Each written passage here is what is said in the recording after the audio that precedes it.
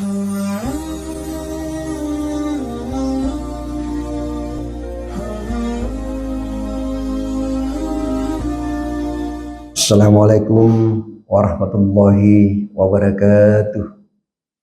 Alhamdulillahirrabbilalamin. Wassalatu wassalamu ala asyrafil anbiya'i wal mursalin Sayyidina Muhammadin wa ala ali Sayyidina Muhammad. Allahumma salli wa salli ala Sayyidina Muhammadin wa ala ali Sayyidina Muhammad. Amma ba'd. Pertama-tama marilah kita panjatkan puji syukur kepada Allah Subhanahu wa taala sehingga di pagi hari ini kita dapat melaksanakan pengajian di tempat yang mulia ini. Allah Subhanahu wa taala bahwa manusia diangkat menjadi khalifah di muka bumi ini. Dan isinya serahkan pengelolaannya kepada manusia yang bermanfaat. Sebesar-besarnya untuk kepentingan manusia. Allah Subhanahu wa taala berfirman, "Wallazi halakal lakum ma fil ardi jami'a." Dialah yang menciptakan apa ada di bumi dan kamu untuk semuanya. Bagaimana cara seorang muslim untuk bekerja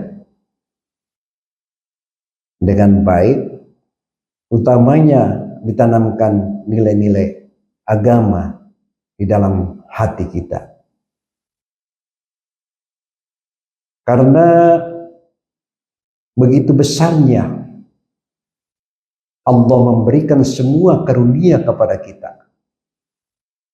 Tinggal kita bagaimana melakukan usaha-usaha. Karena etos kerja muslim harus punya motivasi yang sangat besar sehingga kita bisa bekerja dengan baik untuk melakukan hal-hal yang kepentingan semua orang. Karena alam seluas menghamparkan laut yang melepaskan, membentang, tidak ada dapat dimanfaatkan kalau tidak dikelola dengan baik. Apapun bentuknya usaha kita yang diberikan oleh Allah, kita kelola dengan baik secara profesional. Karena di bidang kita itu misalnya, kita salah satu adalah pedagang atau tidak ada usaha yang lain ya. Lalu kemudian kita memanfaatkan sebesar-besarnya sebagai pemberi makna yang diberikan oleh Allah kepada kita dalam mengharuskan khalifah mempunyai jati diri yang soleh sebagai pewaris di muka bumi ini. Kenapa kita diberikan oleh Allah dengan usaha-usaha untuk melaksanakan, memberikan satu motivasi terhadap nilai-nilai usaha kita. Contohnya kita salah satu usaha dagang misalnya, berbentuk misalnya usaha dagang ya, usaha dagang bagaimana caranya kita mengelola dengan baik. Karena situasi dan kondisi sekarang ini agak menurun dan beberapa tempat yang saya mendatangi para pedagang utamanya, terutama para restoran ataupun dagang-dagang yang kecil. Saya bertanya sama mereka bahwa tadinya mereka memasak sampai 20 liter, akhirnya menjadi sudah 5 liter. Itu sangat berat sekali turunnya. Karena selama ini kan kita diberikan penyakit, istilahnya zaman dulu itu wabah, kalau bahasa sekarang trennya itu ialah COVID. Itu yang kita menjalani selama 2 tahun lebih. Dan hampir seluruh pelosok, utamanya para pedagang. Karena kenapa? Di saat itu agak susah orang mau berbelanja karena nggak bisa berkumpul, ya, nggak bisa berkumpul. Nah, kita alamilah selama 2 tahun lebih itu, dan kita juga mungkin yang diberikan oleh Allah dengan ujian seperti itu. Tapi inilah yang kita harus terima. Kita lapang dada, kita kembalikan semua kepada Allah Subhanahu wa ta'ala. Tetapi yang saya katakan bahwa semua ada hikmah di balik musibah yang kita dapatkan selama 2 tahun lebih. Jadi kita kembalikan kepada Allah Subhanahu wa ta'ala. Karena biar bagaimanapun juga kita harus bekerja secara profesional, bagaimana kita harus membangkitkan lagi usaha kita dan penuh dengan semangat. Lalu kemudian kita menyerahkan diri kepada Allah Subhanahu wa ta'ala. Karena etos kerja muslim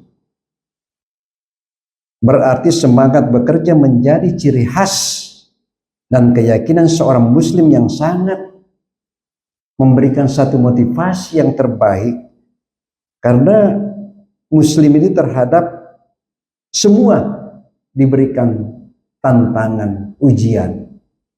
Karena Allah Subhanahu wa ta'ala seperti yang dianjurkan Rasulullah sallallahu alaihi wasallam agar kita selalu berdoa, minta kepada Allah untuk memahami dan mengamalkan semua itu.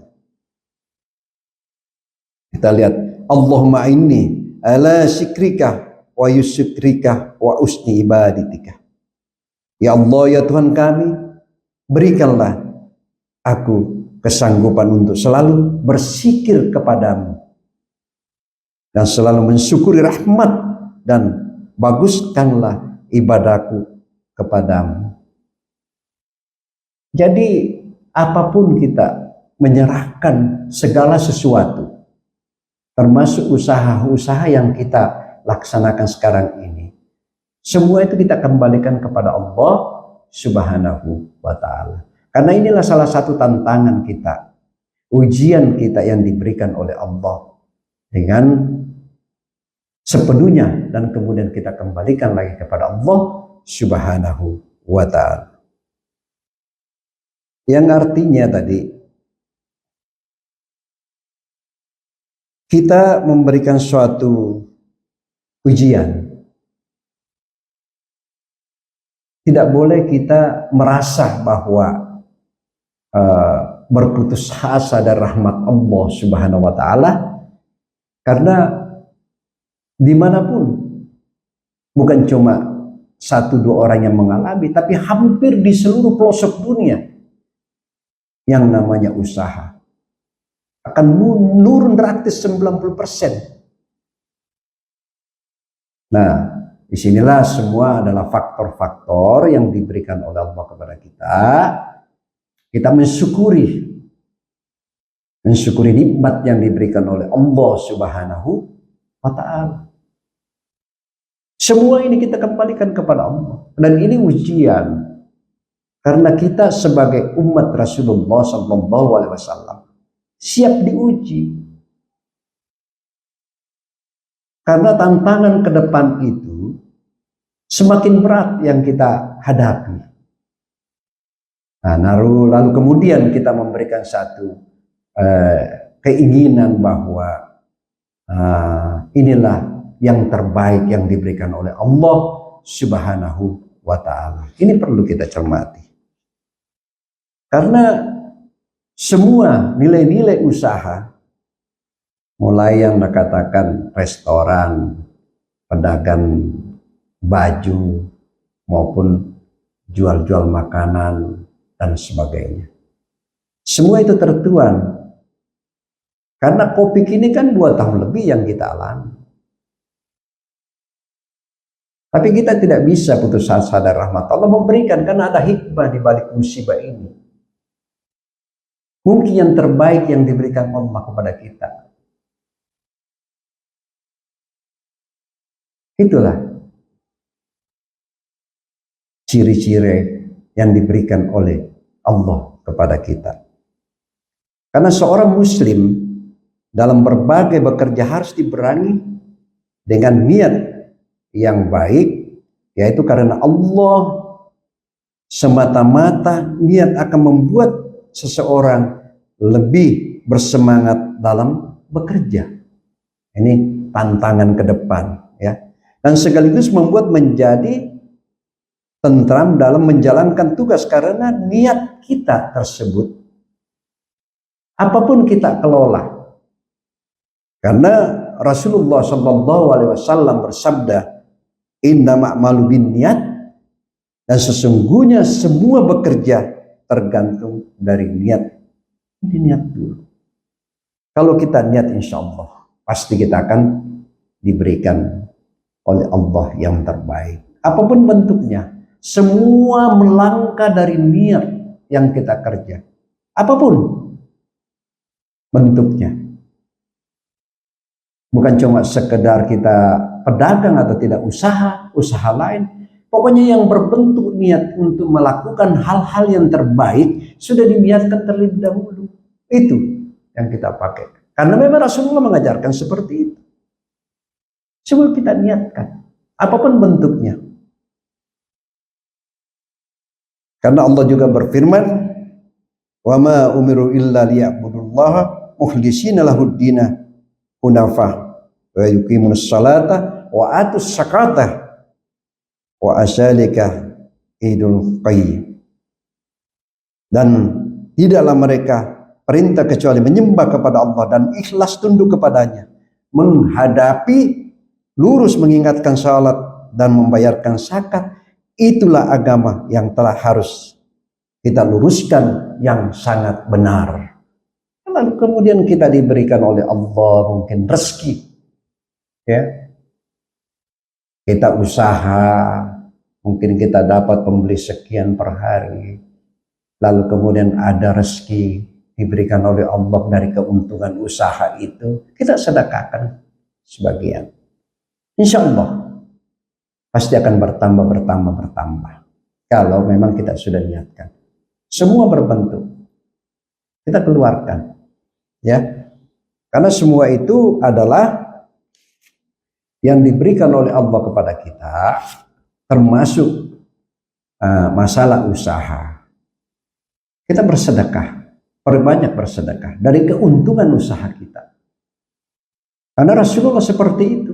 Dia bekerja, dia dagang, dia menyalurkan semua keuntungannya, membelanjakan ke jalan Allah Subhanahu wa Ta'ala. Karena itu untuk siapa? Untuk diri kita sendiri. Semakin banyak kita bersedekah, semakin kita banyak berzakat, semakin banyak kita berfitrah, kita berikan semua itu. Dan itu sangat besar nilai-nilai pahalanya yang diberikan oleh Allah Subhanahu wa Ta'ala.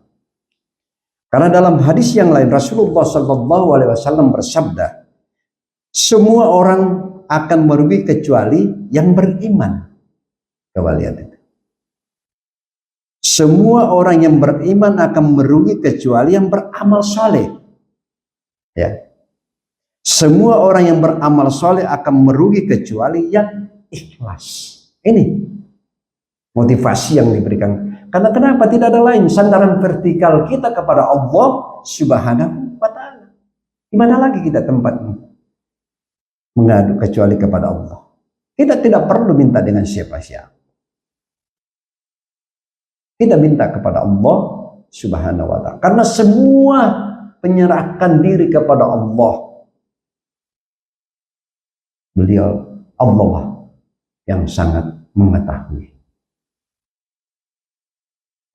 Rasulullah Shallallahu Alaihi Wasallam, beliau itu berdagang itu usaha masih umur 9 tahun di Syria, istilahnya Suez, di daerah Syria itu, kalau sekarang Paman Sam ya. Beliau itu berdagang umur 9 tahun, dia mulai bekerja. Dan dia tidak pernah jengkel menghadapi semua itu. tantangan, ujian, gemblekan, semua dihadapi oleh Rasulullah. Makanya kita melihat pola dagang Rasulullah Shallallahu Alaihi Wasallam. Semua itu kita lihat, dan keuntungannya semua dibelanjakan di jalan Allah.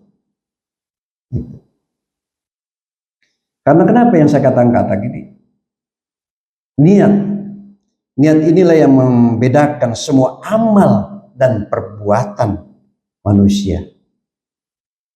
Banyak bekerja yang sama, tetapi karena niatnya yang berbeda, itu agak sulit dihadapi kalau sudah niat.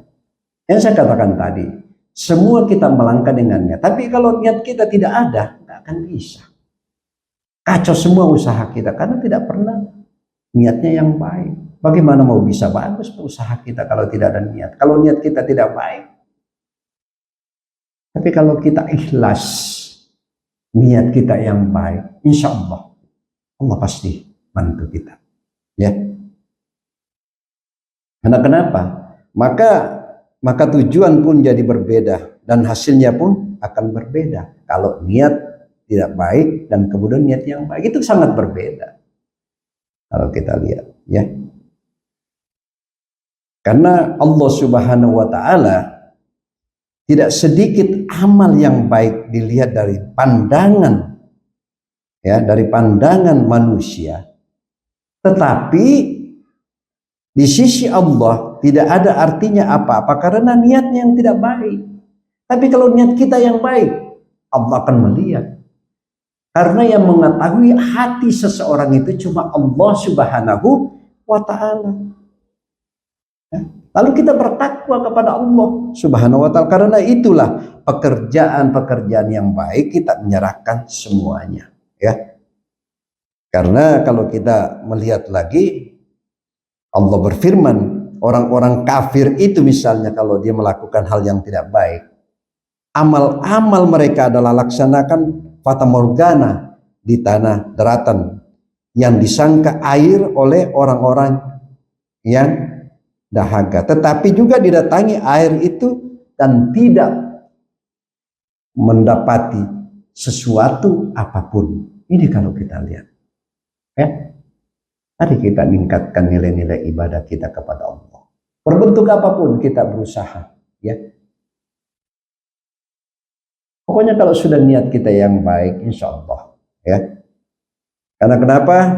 Dihadapi ketetapan Allah di sisinya, selalu Allah memberikan kepada perhitungan amal-amal dengan cukup, karena Allah adalah sangat cepat melakukan perhitungan. Itu di dalam surat An-Nur ayat 39. Mari kita melakukan hal begitu, ya. Coba kalau kita lihat. Lalu kemudian keseimbangan merenggut dunia untuk kepentingan akhirat itu sangat tepat. Karena kita harus perbanyak. Fid dunya hasanah wa fil akhirati hasanah. Kau capek duniamu tapi jangan lupa akhiratmu. Ada keseimbangan itu. Cuma lebih bagus perbanyak akhiratnya. Ya. Karena dunia ini kan, kata lagu itu, dunia ini penuh dengan sandiwara. Benar itu yang terjadi. Dan hidup di dunia ini capek, Pak. Makanya kita perlu perbanyak akhirat kita. Itu. Karena dalam doa kita selalu meminta kehidupan, keindahan di dunia, keseimbangan hidup di akhirat. Ini yang kita harus lakukan. Karena tantangan ke depan itu semakin tajam yang kita hadapi. Bahwa kehidupan di dunia boleh diabaikan begitu saja, tapi kita hidup perlu perhidupan, kita hidup perlu ada perlindungan, dan kita hidup perlu ada pemeliharaan. Ya, ini sangat tegasnya. Dan kita hidup ini mempunyai banyak kepentingan, ya. Ini semua kita kembalikan kepada Allah Subhanahu wa Ta'ala. Karena kenapa? Semua bentuk kepentingan tersebut sifatnya duniawi dan masuk di program jangka pendek, dan semua itu adalah kehidupan Sekarang hampir semua tidak bisa kita bedakan mana yang sebenarnya masuk kategori dorhiyah ataupun lainnya. Namun yang jelas kita harus mencapai dengan jalan yang dilakukan